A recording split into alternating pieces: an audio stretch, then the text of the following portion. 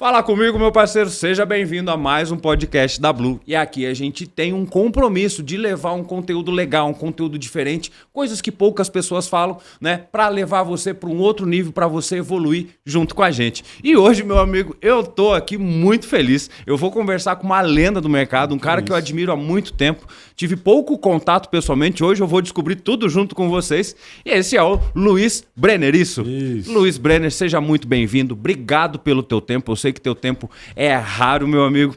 Mas eu já vou começar perguntando, porque esse papo vai ser longo hoje. Você estava me comentando um pouco antes que você viu só mercado de incorporação na tua vida. É isso mesmo? Bom, primeiro, obrigado, Kowalski, aí, pela oportunidade de estar conversando com você. Eu que agradeço. É uma honra, um privilégio estar aqui falando com você. Realmente, a minha origem, eu sou um curitibano, né? Apesar de ter trabalhado 15 anos numa empresa de fora de Curitiba, eu sou aqui de Curitiba, minha formação é engenharia civil, né? E praticamente toda a minha vida profissional foi voltada ao mercado imobiliário. Imagina, meu parceiro, o que eu tenho de vida, o cara tem de experiência no mercado imobiliário, olha que sensacional. Caramba, e como é que foi, né? Foi de família? Como é que foi essa entrada, Luiz? Então vamos lá. Eu, como falei para você, sou engenheiro civil de formação e logo que me formei, ingressei numa empresa familiar que vinha aí dos meus pais, do meu tio, que estava voltado ao mercado de incorporação e construção.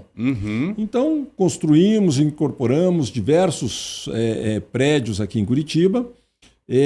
Isso no período ali entre 1988 até 2003. Legal. Foi o período que a gente teve mais focado na incorporação. A empresa era mais antiga, antigamente ela fazia mais residências de alto padrão. E aí, quando eu ingressei na empresa, a gente partiu para o segmento de construção predial.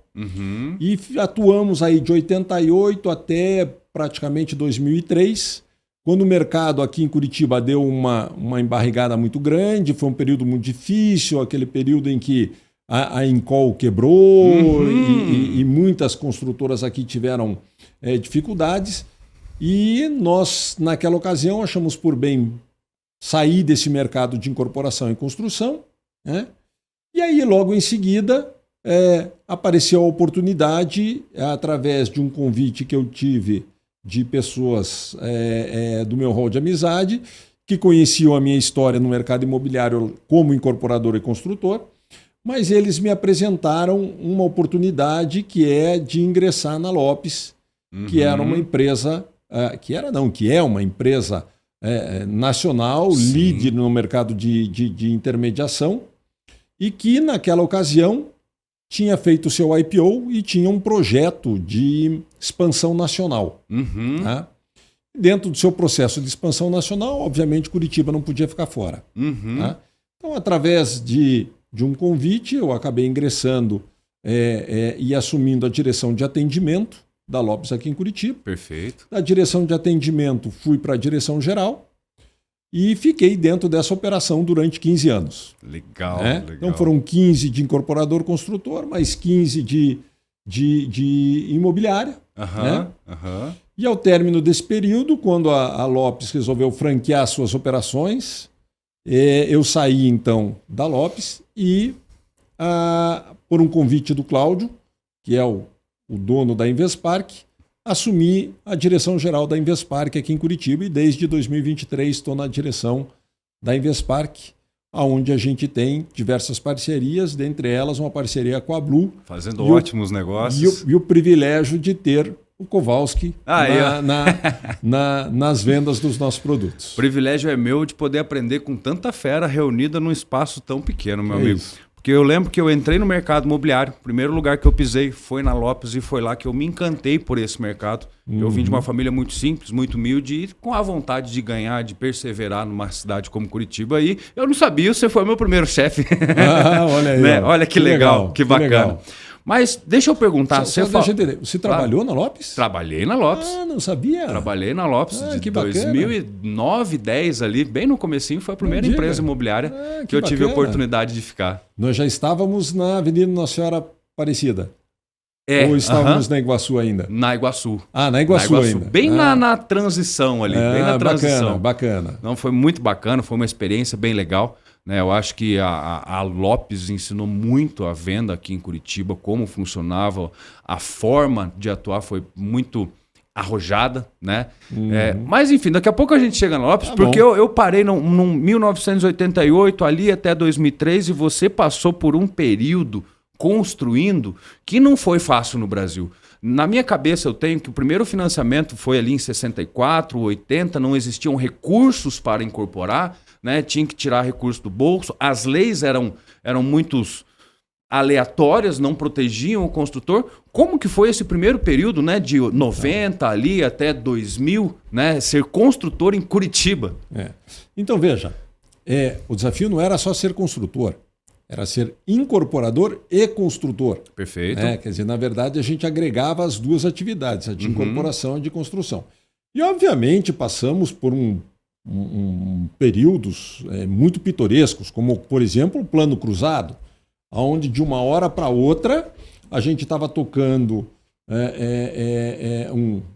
um empreendimento e nos vimos com R$50 na conta e tínhamos que tocar e continuar tocando a obra no dia seguinte, pagar a folha de pagamento. Só para eu entender que eu não estava, que o Plano Cruzado ele diminuiu o poder de compra, foi isso? Além de diminuir o poder de compra, ainda capturou toda a liquidez que tinha no mercado e que falou o seguinte, olha, amanhã de manhã você tem R$50 na conta. E a gente tinha que continuar tocando a obra. E uma obra, a gente sabe, não é de um dia, 2 dias, é 2, 3, 5 anos, às vezes até mais para concluir. Obra com compromisso de entrega, com unidades vendidas, com diversos funcionários, operários trabalhando, que contavam com o seu salário no final do mês para levar o seu sustento para casa e tal. Então, foi um desafio muito grande aquela época. Começaram os processos de transferência de titularidade de cruzados retidos uma série de artimanhas. E junto com isso, a gente passou pelo período hiperinflacionário também. Com certeza. Um pouquinho antes do real ali, a inflação era um negócio... Luiz, como que você fazia? Você fazia um orçamento hoje, daqui a um mês o teu orçamento era totalmente diferente, você tinha que continuar uma obra... E aí você indexava tudo, então você tinha obra em cruzados ou cruzeiros, ou sei lá que moeda era na época, mas... aí você acabava indexando tudo em URVs, era uma loucura. Né? Mas, por outro lado, ele gerava alguns spreads na época. Por quê? Porque a partir do momento que você vendia, você indexava a sua venda e ela passava a corrigir dia a dia o saldo devedor. E você, com uma boa estrutura de construção, de compra, você sempre comprava na véspera da alta. Então, você criava espaço para um ganho certo, perfeito. Em cima da inflação. Mas tinha que estar totalmente antenado, saber o que fazer. Completamente antenado, saber o que fazer, ter uma expertise muito grande na compra. E você, muitas vezes, ganhava mais nesse spread de compra e pagamento e de recurso no overnight no banco do que na própria operação da incorporação. Né? E esse cenário mudou drasticamente quando acabou a inflação no Brasil. O real, na entrada do Plano Real. 94. Aí o que acontece? Os juros passaram a ser juros reais. Né? Quer dizer, você não tinha inflação, você tinha juro real. Né? As taxas de juros subiram muito e realmente criou um período de muita dificuldade para muitos construtores, muitos incorporadores. E quem não fazia um planejamento muito bem feito, quem não fazia conta, realmente... passou por um período muito difícil. Né? Mas isso tudo trouxe um processo de aprendizagem muito grande. Imagina. Naquela época, a indústria da incorporação, da construção, era muito menos profissionalizada do que é hoje. Perfeito. Além de você não ter os recursos que você tem hoje de sistemas, de acompanhamentos e tal. Tudo era feito na mão e na máquina de datilografia. Imagina, Luiz do céu. Quer dizer, olha isso. Você viveu tudo isso, fazer um projeto na mão, num papel. Eu me lembro quando nós compramos o primeiro computador. Olha isso. Que foi colocado em cima da mesa, a gente ligou e falou, E agora, o que nós vamos fazer com isso? Né? Para que serve direito? Para que né? serve isso? Sim. Né? Vamos fazer orçamento de obra? Tá, nós fazemos orçamento de obra. Amanhã esse orçamento está defasado por causa da inflação. E aonde que esse computador vai ajudar a gente? Né? E aí o processo foi se desenvolvendo, os sistemas foram se desenvolvendo, e hoje a nossa dinâmica é passar o dia inteiro conversando com o computador, respondendo e-mail, alimentando sistemas de gestão e tal. Então, a dinâmica do empreendedor imobiliário mudou completamente. Legal. Hoje é inconcebível você fazer qualquer tipo de operação imobiliária, qualquer tipo de lançamento, qualquer tipo de transação, sem você analisar profundamente os dados até onde que isso vai te levar. Sim. E realmente os sistemas te propiciaram ser muito mais assertivo nas suas escolhas. Ser muito mais assertivo. E quem resiste a isso... vai ficar para trás, não fica tem para como. Trás. Tem que se adaptar ao mundo. Eu acho que o mundo ele mudou muito rápido nos últimos tempos, principalmente com acesso à internet, acesso à tecnologia, né? E isso nos trouxe formas de fazer mais com menos tempo e com menos gasto de energia. Só que quem não se adaptar vai ficar para fora. Isso é fato. Em compensação, né? Você tem muito mais dados para analisar, para olhar. Então, se diz, poxa, você tem mais facilidade. Só que você tem muito mais informação para processar. Qual que é a informação correta que realmente eu devo analisar? Pois é. Então, eu fiz parte dessa geração que saiu do lápis. Sensacional. E foi para a inteligência artificial. Olha Literalmente, nós saímos do lápis e fomos para a inteligência artificial. Caramba. Antes de falar da inteligência do futuro, eu queria voltar, porque eu acho que você tem um conhecimento que poucas pessoas podem me dizer. O que é ser um incorporador e construtor e ter que trabalhar com todos esses pratos equilibrados ao mesmo tempo? Né? Porque muita gente fala, puxa, o incorporador ganha dinheiro, ganha isso, mas o risco que a gente corre diariamente, ninguém fala, ninguém vê. E também os prejuízos, né? Porque quando leva um prejuízo, não é um prejuízo pequeno, né? Esse é um negócio interessante, Kowalski, porque se você falar com 10 pessoas que não são do mercado, estou falando de pessoas que não são do mercado, 8 não vão saber a diferença entre incorporador e construtor. Eles confundem quem é incorporador, o papel do incorporador, o papel do construtor. E tem gente que chega a confundir até com o papel da imobiliária. Eles acham que é tudo um negócio só. Vamos falar para esses 8 que não conhecem. O que é um incorporador? O que é um construtor? Então, o incorporador é aquela pessoa que concebe e viabiliza um empreendimento imobiliário. Perfeito. Para o mercado. Então, ele vai desde a viabilização financeira, econômica, jurídica, técnica. Ele concebe todo o empreendimento, né? Faz as devidas aprovações e legalizações. Perfeito. E disponibiliza para o mercado comprador. Perfeito. O construtor é aquele cara que edifica aquilo que o incorporador concebeu e levou ao mercado. Perfeito. Então é aquela pessoa que assim, falando de uma maneira simplista, é quem empilha os tijolos. Perfeito. Certo. E a imobiliária é aquela pessoa que intermedia a venda do imóvel construído pelo construtor, concebido e bancado pelo incorporador. Perfeito. Ela intermedia isso para o adquirente final. Né? Legal. Então, realmente esse papel é um papel que muitas pessoas não têm isso muito claro. Né? Elas chamam a incorporadora de construtora, chamam a construtora de incorporadora, muitas vezes chamam a imobiliária de incorporadora e tal. Mas os papéis são muito distintos. Sim. E aí você me pergunta o que é ser incorporador num país como o Brasil, onde muitas vezes nem o passado está garantido. Exato. Quer dizer, nós já cansamos de ver situações de leis que no meio do caminho mudam. Sim. E a gente tem que estar sobrevivendo a todas essas inconstâncias e inconsistências Sim. da nossa conjuntura.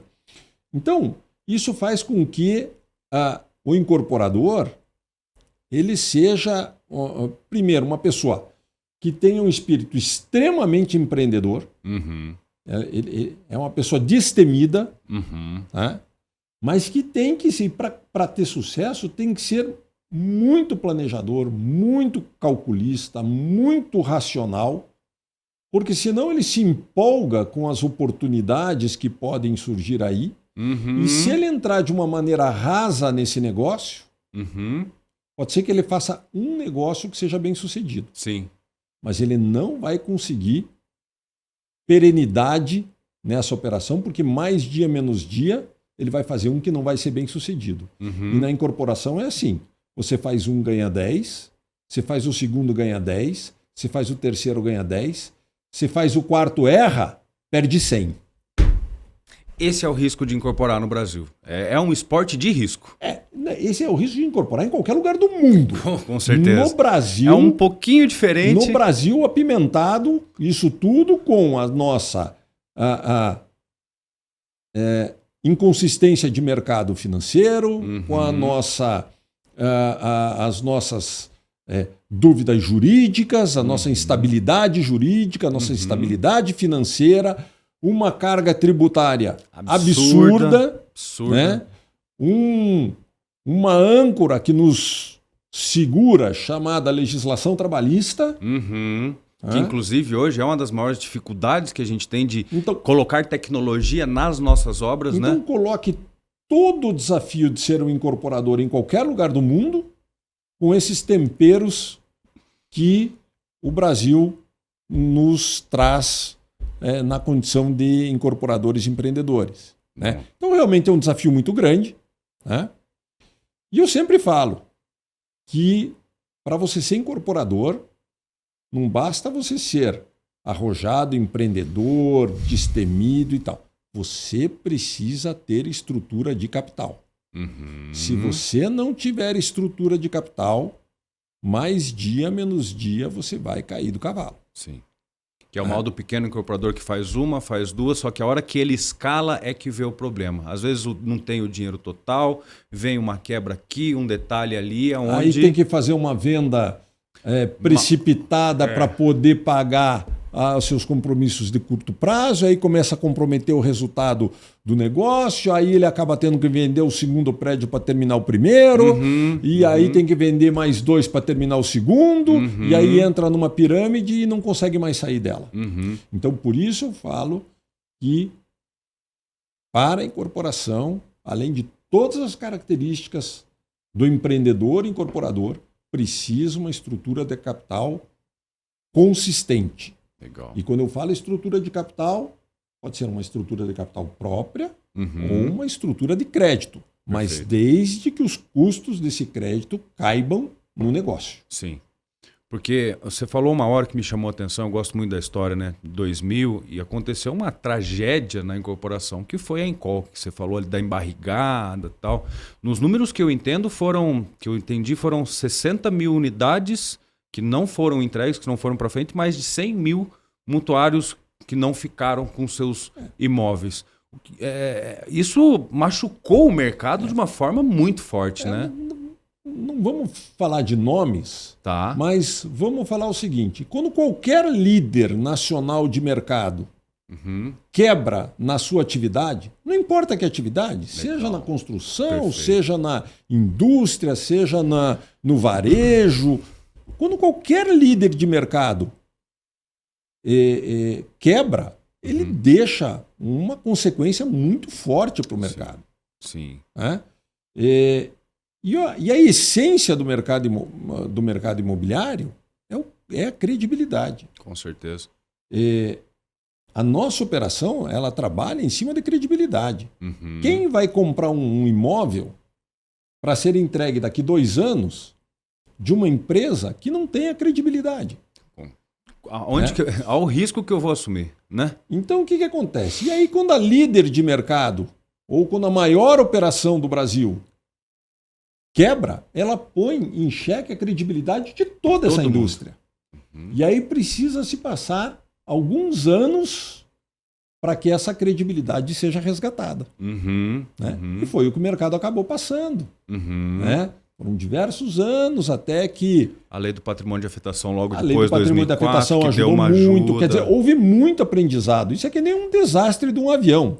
Se o avião cair e ele ficar caído lá e ninguém for estudar, vai ser mais um avião que caiu e vamos esperar o próximo a cair. Mas quando a gente vai lá e estuda o porquê ele caiu, o que poderia ser feito para ele não cair, quais são as suas lições, isso deixa um legado, isso deixa um aprendizado. Sim. E foi o que aconteceu. Muita coisa se aprendeu daquela época e aí veio uma série de legislações que trouxeram proteção para o mercado. Né? E aí dentro disso houve um amadurecimento tanto dos incorporadores, dos empresários, quanto dos legisladores e das agências de regulação. Sim. Né? Um amadurecimento do mercado como um amadurecimento todo. de mercado.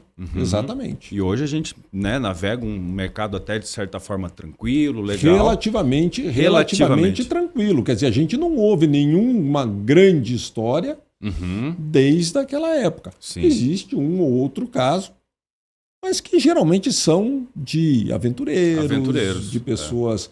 E mesmo as grandes empresas do passado que tiveram dificuldades, depois, de alguma forma ou de outra, conseguiram resolver os seus negócios, principalmente porque estavam alicerçados numa legislação mais segura. Né?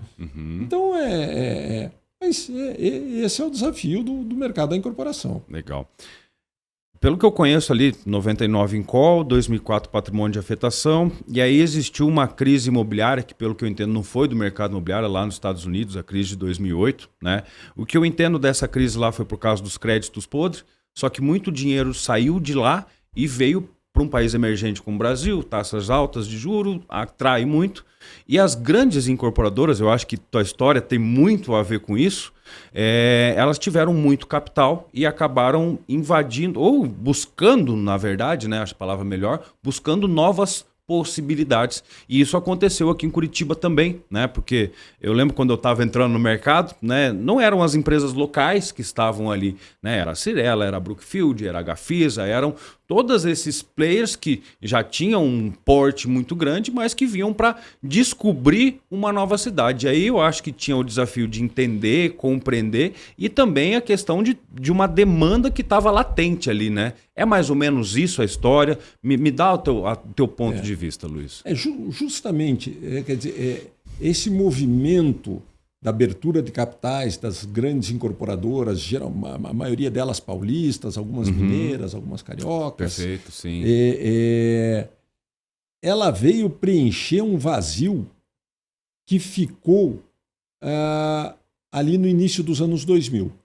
Né? Se nós pegarmos as estatísticas de lançamento de 2003, 2004 em Curitiba, eram assim irrisórios os números de unidades lançadas aqui em Curitiba.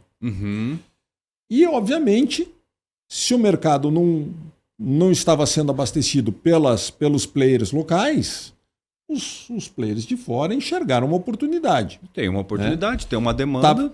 Estavam com capital, né, porque tinham vindo do seu IPO e enxergaram essa oportunidade. Né? E dentro do modelo do IPO que foi feito, existia um plano de expansão que previa não só um crescimento em número de lançamentos, mas um crescimento geográfico, até porque a Praça de São Paulo ou a Praça de Belo Horizonte não podia absorver tudo que poderia ser lançado com todo aquele capital. Sim. E essas empresas saíram para um processo de expansão geográfica. Foram para o Sul, foram para o Rio Grande do Sul, Santa Catarina, Paraná, Minas, São Paulo, Rio de Janeiro, foram para o Nordeste, algumas foram para o Norte também. Né? Chegaram aí para Belém, para Manaus, para diversas praças aí do Nordeste, Norte, Centro-Oeste foram um pouco menos, mas algumas foram também. E por quê? Porque enxergaram a oportunidade de mercado em todas essas praças. Mas quem sabe não entenderam muito bem que a operação da incorporação imobiliária ela tem nuances de regionalidade que não é tão simples assim de você fazer gestão à distância. Com certeza. Pegar um Ctrl-C, Ctrl-V de São Paulo para Curitiba é uma outra realidade, é um outro mercado, é um outro público. De Curitiba para Maringá tem diferença. De Curitiba para Florianópolis tem diferença. Quem dirá de São Paulo para Salvador? Quem dirá de Belo Horizonte para Porto Alegre? Né? Quer dizer, existem diferenças. Com certeza.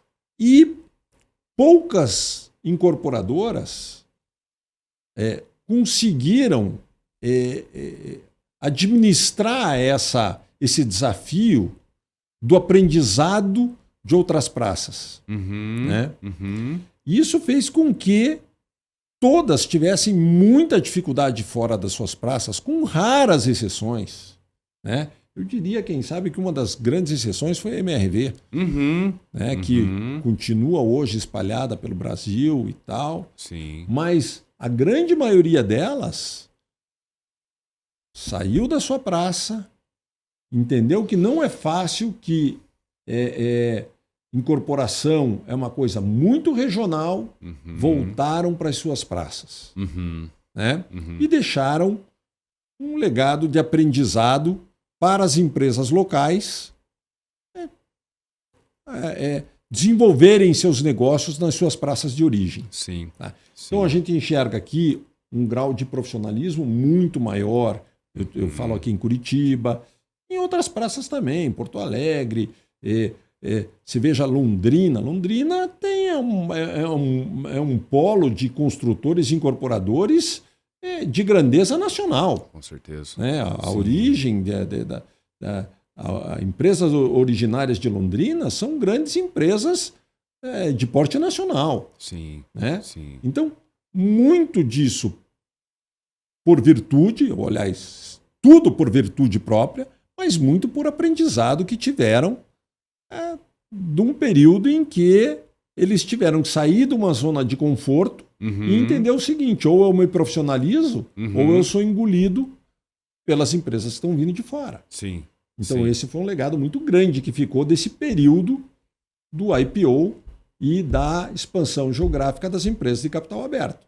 E as próprias empresas de capital aberto também tiveram um aprendizado entendendo o seguinte: não é simplesmente sair daqui, ir para outra praça e achar que eu vou ensinar eles como é que é mercado imobiliário. A cultura do Brasil ela é muito grande. Em cada região muito você diversa. pensa de uma forma. Exatamente. O sol ele incide de uma forma diferente em cada canto. Então todos esses detalhes é o que fizeram. Pô, isso dá, isso não dá. Mas o local é o garantido. Que entender do local é onde você consegue prosperar e escalar. Quando você arrisca fora, aí você vai depender de outros fatores, mais ou menos por aí. Daí a gente veio então 99, 2008, e aí você falou que entrou na Lopes, uma empresa de capital aberto também. Eu entrei na Lopes em 2006. 2006, antes, nossa. E aí foi é nacional, a Lopes virou nacional, ela cresceu muito comercializando, ajudando até essas incorporadoras a se regionalizar, mais ou menos isso, e você tinha um papel muito importante porque você falava com eles, né? Como que era essa conversa? O meu papel inicial na Lopes era de diretor de atendimento. O que faz o diretor de atendimento? Faz a interface entre o incorporador e o mercado, e a empresa de venda e o mercado. Perfeito. Então, geralmente, as imobiliárias mais estruturadas do passado, eles tinham uma estrutura de atendimento e uma estrutura de vendas. A estrutura de atendimento tinha o seu farol virado para o incorporador, para desenvolver produto, para entender o mercado, para desenvolver inteligência de mercado, pesquisas e tal, para que o produto viesse mais assertivo possível para a direção de vendas, que tinha o seu farol virado para o adquirente do imóvel. Perfeito. Né? Então, a operação da Lopes tinha um diretor de atendimento, que esse era o meu papel, e um diretor de vendas, que era quem liderava a equipe de vendas e falava com o comprador. E eu, no meu papel de atendimento, falava com o vendedor. E, obviamente, a gente trocava ideias entre a direção de vendas e a direção de atendimento para que o produto viesse mais redondo possível para a equipe de vendas e que a equipe de vendas entendesse também quais as virtudes de cada um dos projetos desenvolvido pelos incorporadores. Então, eu fiquei à frente da direção de atendimento durante muitos anos e depois assumi a direção geral da Lopes aqui de Curitiba, até que um movimento que a Lopes fez no Brasil inteiro, que foi o de transformar suas operações próprias em franquias. Né? E aí foi nessa ocasião que a gente transformou a operação aqui de Curitiba em franquias, e aí eu me desliguei da Lopes. Os números naquela época eram impressionantes demais. Eram números superlativos, realmente. Eu comentei com você, nós começamos a operação aqui com 4 corretores. Imagina. Chegamos a ter simultaneamente 800 corretores. Né? Provavelmente nessa época eu estava lá também. Tínhamos praticamente 40 equipes de venda, sendo que eram em torno de 30 equipes de salão, daí tinham mais umas 5 equipes online, daí tinham mais umas 5 equipes que focavam no mercado secundário de terceiros. E foi um período muito pujante. A Lopes liderou de maneira muito forte o mercado aqui e ensinou muita gente como operar nesse mercado. Tanto que muitas das imobiliárias que hoje estão aqui no mercado são de profissionais que vieram dessa época. Sim. Né? E a Lopes daí se transformou em franquias e com mais operações de menor porte. Legal. Aí a gente tem um período, como você falou, muito pujante, que foi de 10 a 2016, 15 ali, onde tudo que você colocava no mercado, e era uma loucura aquilo, eu lembro na prática, no dia a dia, hoje tem um lançamento aqui, amanhã tem um lançamento ali, amanhã tem um lançamento, opa, deixa eu ver o outro, caramba, já vendeu quase tudo, meu Deus do céu.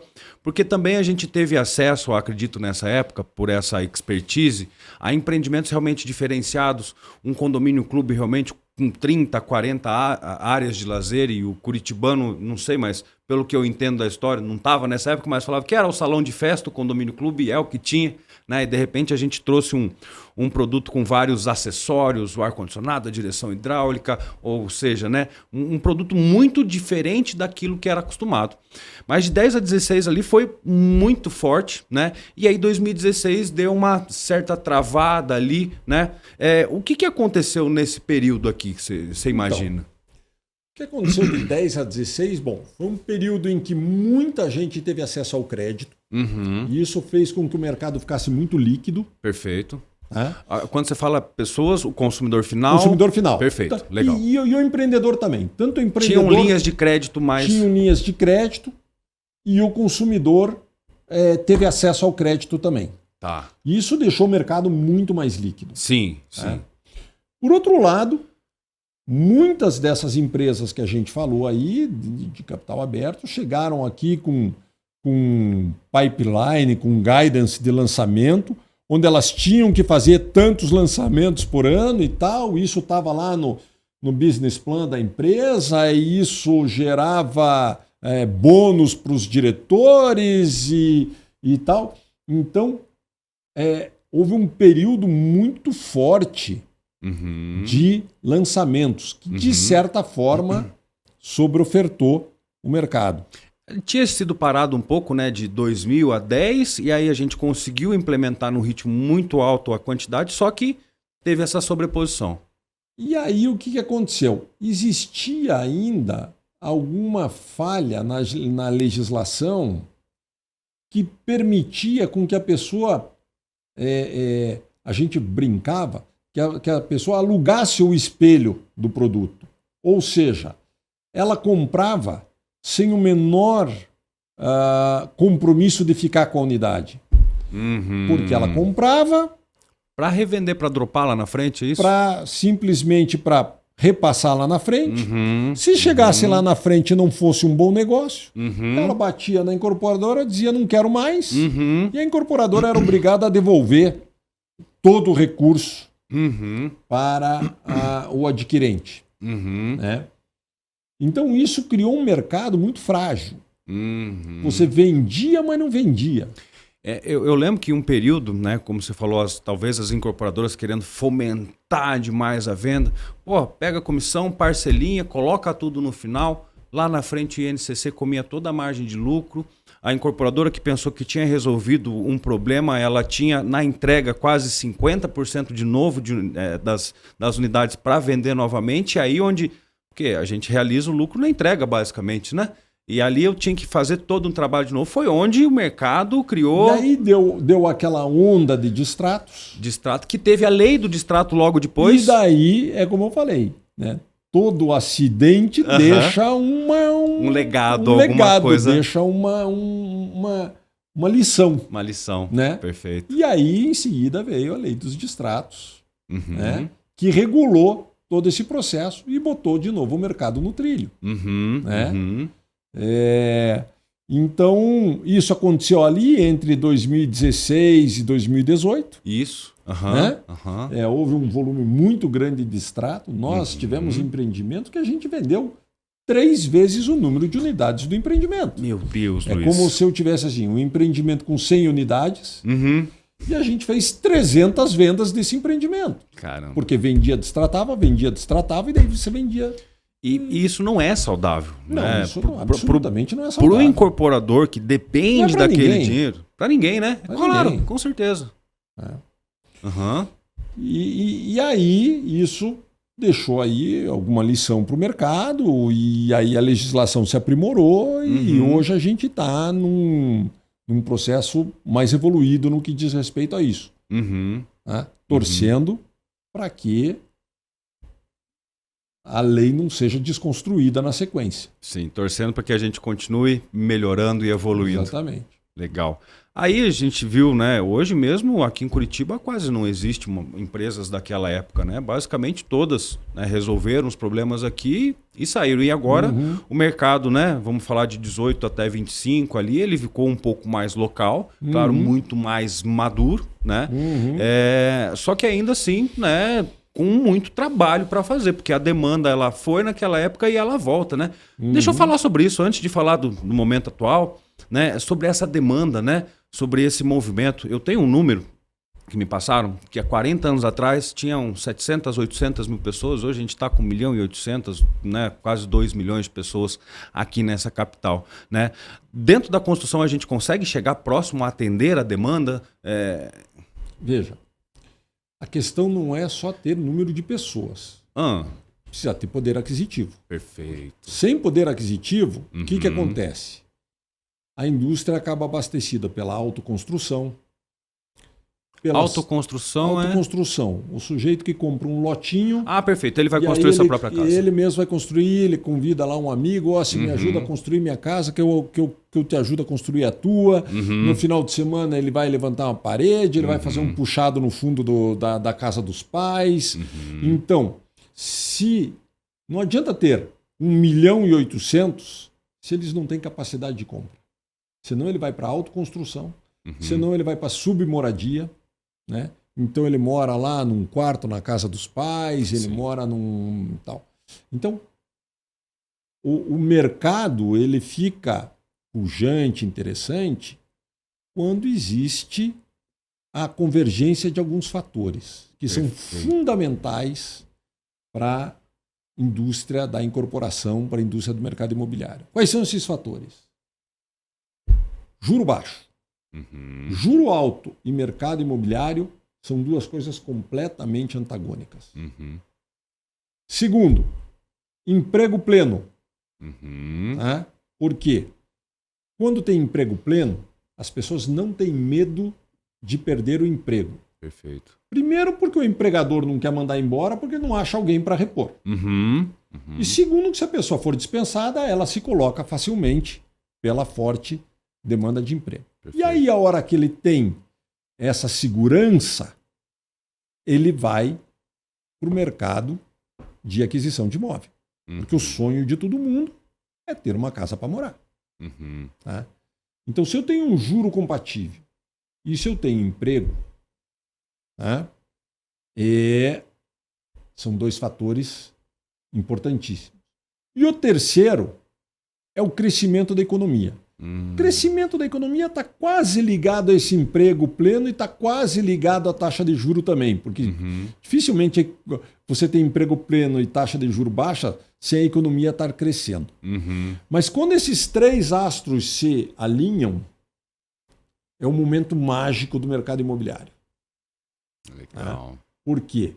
Porque as pessoas vão ter acesso a um crédito barato, com a taxa de juro baixa, vão se sentir seguros aonde trabalham, e o empregador também vai se sentir seguro, e o empreendedor vai se sentir seguro, o incorporador vai se sentir seguro. Por quê? Porque a economia do país está saudável, está crescente, está pujante. Então, esse é o momento mágico do mercado imobiliário. Perfeito. Perfeito. A taxa Selic, né? Eu acho que o poder de compra, né? Eu acho que é um dos fatores que realmente é um divisor de águas, né? Na pandemia mesmo, né? Falando, nunca se vendeu tanto imóvel no Brasil quanto se vendeu na pandemia. Mas também uma taxa de juros a 8% de um imóvel de terceiro aqui no Brasil, isso é uma novidade, né? E as vendas foram estratosféricas.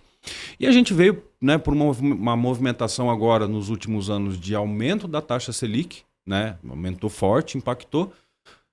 Só que eu não senti um efeito muito forte nas vendas. Apesar da Selic ter, né, batido alto, esse ano está alto, talvez não seja como, mas a gente conseguiu manter ainda um nível por causa do emprego, será? E eu acho que aí tem alguns fatores. Mas vamos lá, é minha percepção. Claro. Tá? Um primeiro fator é o seguinte: a gente não sentiu em determinados segmentos. Legal. Em determinados segmentos, o mercado realmente sentiu bastante e vem sentindo bastante a taxa de juros. Tá? A gente não tem sentido tanto ou nos Minha Casa Minha Vida, que são empreendimentos que têm um juro limitado, que tem subsídio, que tem um ticket baixo. Né? Então, esse é um segmento que anda bem. A gente não sentiu nos compactos de melhor padrão, que é um segmento que a gente atua bastante na Investpark. Por quê? Porque nós estamos falando com um público de melhor poder aquisitivo e com um ticket baixo para esse público. Então, esse é um público que tem potencial para comprar apartamento de 5 milhões, mas está comprando apartamento de 800 mil. Né? Então, ele entende isso. Por outro lado, quando você tem uma taxa de juro muito alta, significa que a economia tem alguma doença, porque a taxa de juro nada mais é do que um remédio contra a inflação. Contra a inflação, que é uma doença da economia. E qualquer período inflacionário, ativo real é defesa de valor. Ativo real, perfeito. Ativo real, imóvel, ouro. É defesa de valor. Então, por mais que as pessoas olhem e digam o seguinte: puxa, o dinheiro no banco está me rendendo bastante. Aí ela olha para o imóvel e diz: puxa, mas esse imóvel do ano passado para esse ano subiu mais até do que essa taxa de juro. Sim. E aí ele se posiciona nos imóveis. Perfeito. Então isso fez com que o mercado ele não parasse tanto. Principalmente no mercado ou do Minha Casa Minha Vida ou dos produtos que atingem investidores. O mercado daquele público que pode escolher o momento de comprar o seu apartamento, esse muitas vezes ele sofre um pouquinho mais, porque a pessoa não está com aquela necessidade premente de comprar o imóvel. Então eu vou deixar meu dinheirinho valorizando aqui, vou esperar o imóvel ficar pronto, daí eu vou lá e faço uma proposta à vista e tal. às vezes esse mercado sente um pouquinho mais.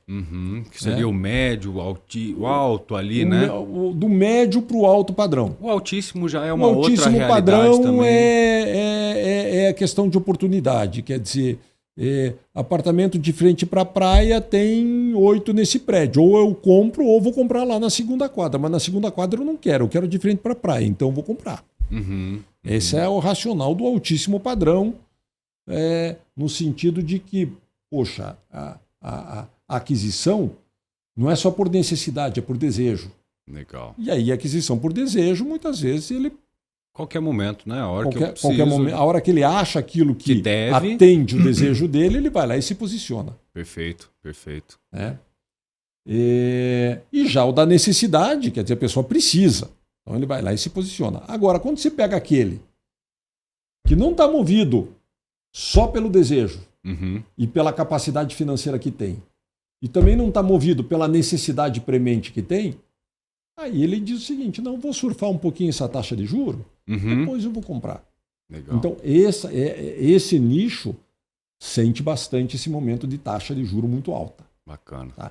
Agora, esse nicho, quem sabe seja o maior propulsor do mercado em economias saudáveis, que é o quê? É o nicho que atende a classe média. O que move a economia de um país é o país que tem uma classe média pujante. É muito caso de Curitiba, né? 40% na nossa cidade Gostaríamos hoje que fosse mais. Né? Curitiba está inserida num contexto de Brasil que é inevitável que se tenha uma diferença de renda muito grande e que tem uma classe média achatada. Agora, quando você vai para economias cuja classe média é uma classe média pujante, basta você ver, olha, o período de permanência do imóvel em estoque à venda nos Estados Unidos. O imóvel nos Estados Unidos não fica mais do que 60 dias na prateleira. É mesmo? No mercado secundário. Olha só. Por quê? Porque ele tem um giro muito forte. Ele tem uma classe média muito pujante. E talvez até a gente falou da própria MRV ter conseguido surfar tantos anos, né? Talvez pelo nicho que ela escolheu também, que é um nicho, como você falou, de demanda, de necessidade básica. Exatamente. E essa necessidade da classe D, da classe E ali, ela não vai acabar tão cedo, né? Legal. Aí entramos na Invespark, um novo capítulo na história, onde, né, a gente entra junto, fez vários negócios, né? E me conta um pouquinho da Invespark. Você falou que conheceu o Cláudio Roth já de alguns anos atrás. Como é que foi essa? Então, o Cláudio é um amigo, um colega, um amigo que eu tenho já de muitos anos, né? E desde a época que eu construía e incorporava, eu já tinha relações comerciais com ele, diversos prédios que a gente entregou, a gente ofereceu para ele a operação dos estacionamentos. Na época ele estava começando com estacionamento. E desde então a gente mantém uma relação muito cordial de amizade e tal. E aí, quando eu ingressei na Lopes, sempre mantivemos contato. A Lopes era uma das empresas que vendia os produtos Invespark. E eu, na condição de diretor de atendimento, sempre tive muita relação de troca de ideias, de informações com a Invespark, durante aí toda a história da Invespark. A Invespark teve um período muito pujante lá, desde sua abertura, lá no início dos anos 2000, até mais ou menos 2016, 2017. Ela fez diversos lançamentos. E aí, o Cláudio é uma pessoa que tem uma visão de mercado muito apurada, um empreendedor diferenciado. Ele sentiu que o mercado ia ter aqueles problemas que nós já comentamos lá em 2017 e 2018. Achou que o momento era de segurar um pouco seus lançamentos e partiu para outro nicho de operação, que foi a de estruturação de land bank. Então, comprou formação de land bank. Comprou alguns terrenos aqui em Curitiba, comprou algumas áreas em Santa Catarina, tá? E montou uma infraestrutura, vamos dizer assim, de negócios para um momento de mercado mais pujante. Perfeito. Tá? Coincidiu com um período que ele foi morar no exterior, e ficou lá, acho que 5 anos morando no exterior e tal. E aí, em 2022, se não me engano, ele retornou aqui para o Brasil. Ele, morando no exterior, continuou tocando os negócios aqui, tanto da Investpark quanto da Autopark, montando esse land bank, entregando tudo que tinha para entregar em termos de empreendimentos e sempre muito antenado no mercado e tal. E aí, em 2022, ele voltou para o Brasil e achou que estava no momento de retomar os lançamentos imobiliários. Uhum. E coincidiu, em janeiro de 23, com o meu ingresso dentro da Investpark. Né? E aí, quando eu cheguei lá, encontrei um ambiente extremamente organizado, uma empresa muito saudável, capitalizada, estruturada, organizada, séria, né? Iniciando uma parceria com a Blue, Uhum. que é nosso parceiro em diversos lançamentos. Uhum. Né? E aí lançamos juntos o Sena, que foi um empreendimento de absoluto sucesso. Entregamos agora o prédio a questão de uns 60, 90 dias atrás. Uhum. Tá?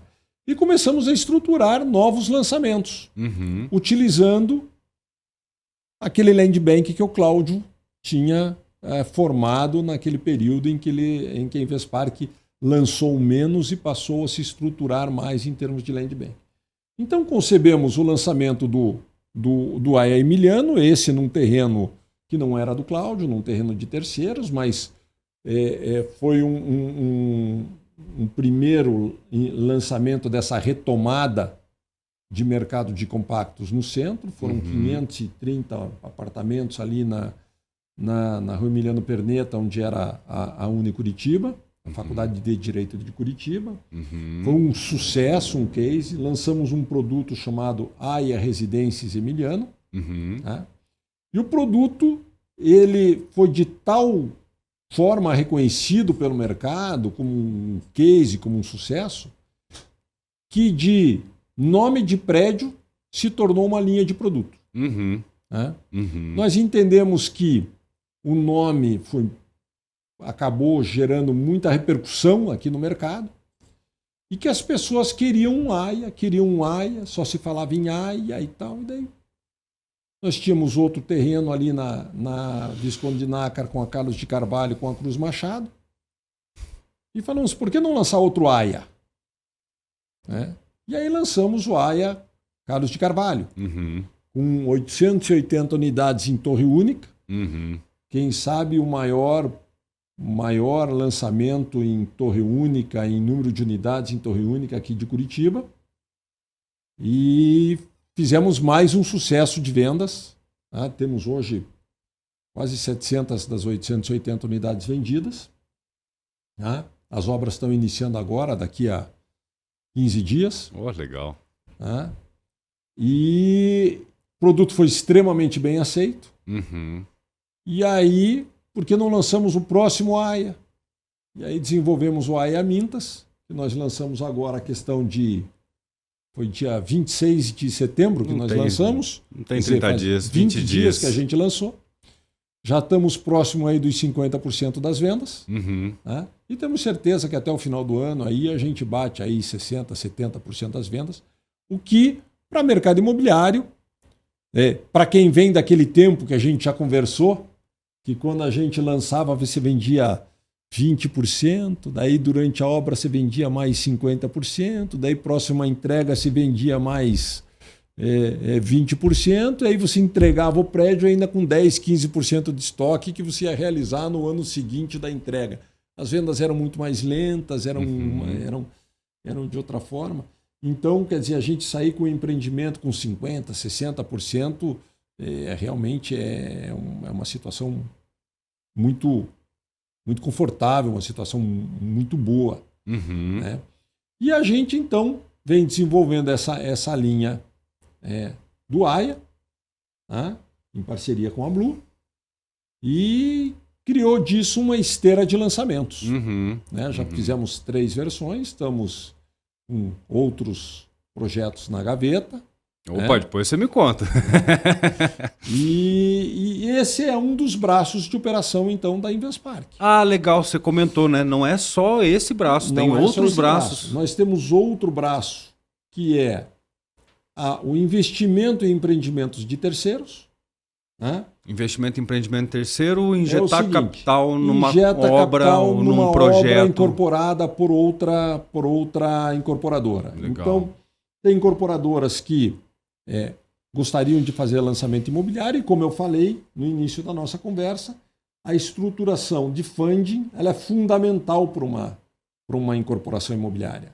Então, essas incorporadoras, através de ferramentas aí de criação de SPEs, de SCPs, elas criam oportunidades para você investir na incorporação como um financiador. Perfeito. Dessa produção. Né? Então, hoje a gente tem aí mais ou menos umas 10, 11 incorporações aqui em Curitiba que a gente participa, que não aparece nosso nome da placa, a gente não tem relação nenhuma com o adquirente final, a nossa relação é só com o incorporador. Então, a gente fala que é um B2B, ou seja, nós fazemos a relação com o incorporador. Quem faz a relação com o adquirente final é esse incorporador. Entendi. E a gente não aparece nessa operação, a gente fica como um sócio oculto. E isso pode se dar através de aporte de recurso na SPE, ou através da SCP, ou isso pode se dar através de compra descontada de apartamentos. Então o cidadão vai lá, a empresa vai lançar um empreendimento, ela está precisando de capital, ela chega e diz o seguinte: você não quer comprar aqui 10 apartamentos, eu te vendo por um valor descontado, você me paga à vista, mas eu te vendo aqui 10 apartamentos por 60% do valor da tabela de venda. Aí a gente aporta esse recurso e fica com esses apartamentos. Perfeito. E vai vender lá na frente depois que estiver pronto com a devida valorização. Minha dúvida, deve aparecer, né, com o nome da Investpark, mais de 20 anos, muitos empreendimentos icônicos em Curitiba, devem aparecer vários projetos. Como que é a matemática tua de falar, puxa, esse é bom, esse não é? Tudo isso passa por análise de viabilidade, onde a gente vai a fundo entender qual a viabilidade econômica, financeira, mercadológica, qual o perfil desse incorporador, quem vai construir, o que ele já fez, qual foi a qualidade de entrega. Então a gente avalia tudo isso e principalmente os números para a gente dizer o seguinte: nesse empreendimento dá para a gente entrar, nesse não dá para a gente entrar.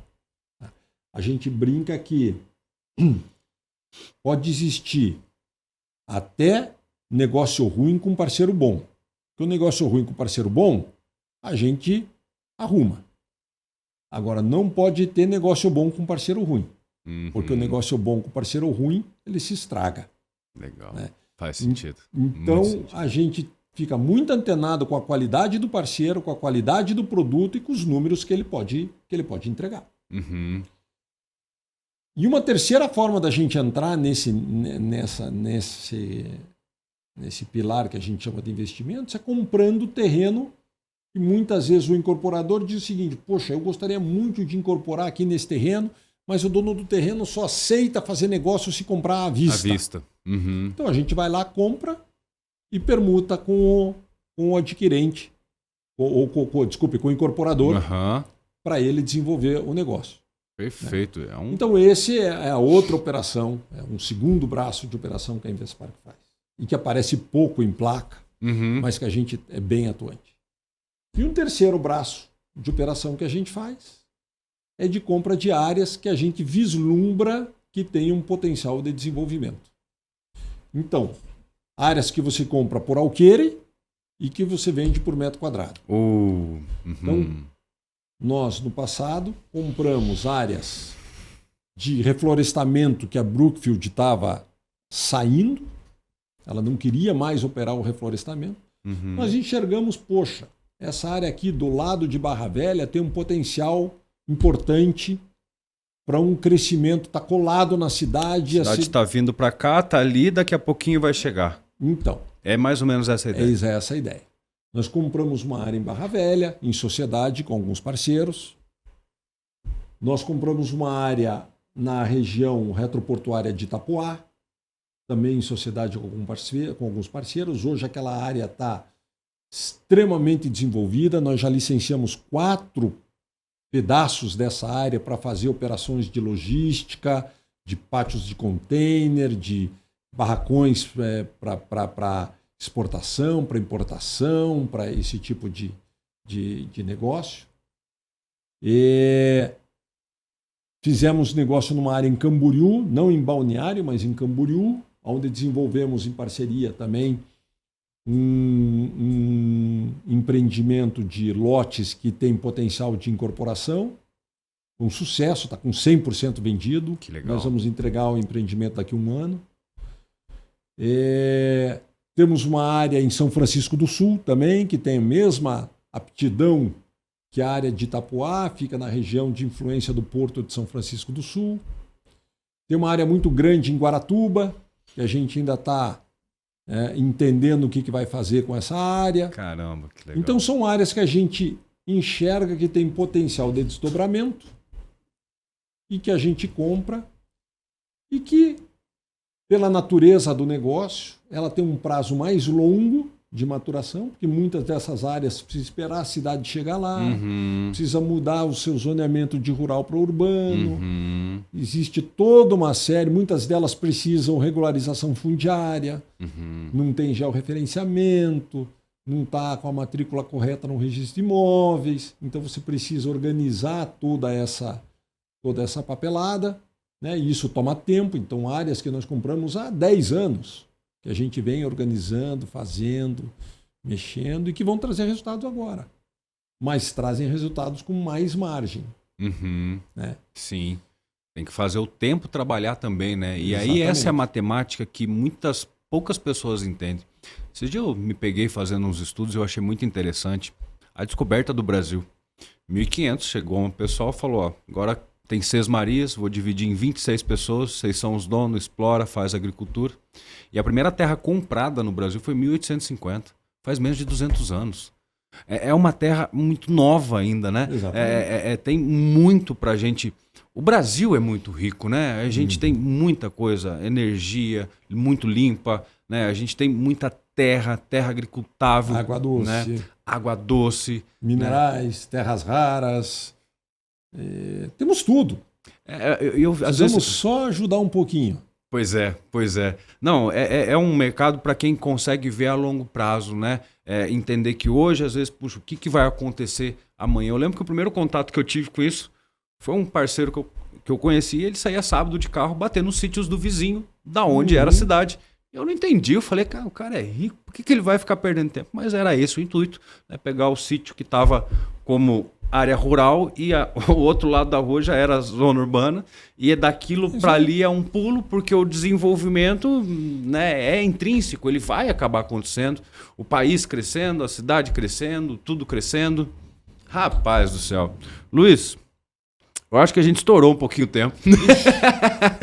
Mas eu ganhei uma aula, foi uma satisfação mesmo conversar com você, parceiro. São raras as pessoas que têm essa visão de jogo. Eu tenho mais pergunta para te fazer ainda, tinha mais um monte de coisa para te perguntar, mas não vai dar tempo. Eu vou te fazer um outro convite, talvez num próximo lançamento de um AI, alguma coisa assim. Mas agradeço imensamente mesmo, né, o teu tempo, o teu conhecimento, né, colocado aí dentro do mercado e tudo isso que você tem feito pela gente, né? Pela gente, pelo nosso conhecimento, para melhorar esse mercado. Obrigado mesmo, Luiz. Obrigado, de coração, né?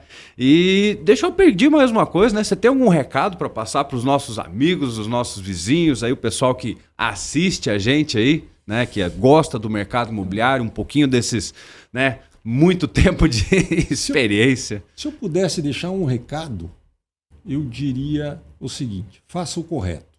Legal. Faça aquilo que é correto.